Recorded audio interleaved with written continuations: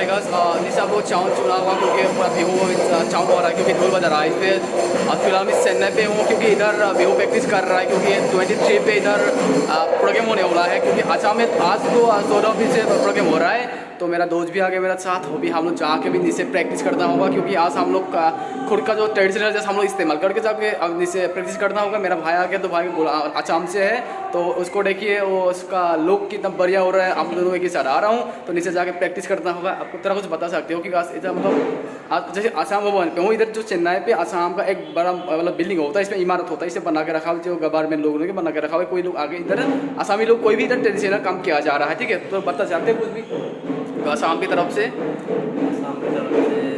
क्या बोलना है सबको, मतलब व्यू बहुत छोटे सा बना रहा हूँ तो मेरे को इतना बोलना नहीं आता तो है। कोई बात नहीं है वो मतलब नहीं है, कोई बात नहीं। तो अभी दोनों हम नीचे जा रहा हूँ कि व्यू प्रैक्टिस करने के लिए। तो हम दोनों के साथ हम लोग वीडियो बनाऊंगा कि किस तरीके से क्या प्रैक्टिस करना है, जो फाइनली 23 पे होगा तो आप लोग दिखाऊंगा किस तरीके से हम लोग क्या करने वाला हूँ, ठीक है। तो जय हिंद, जय भारत, जय हिंद।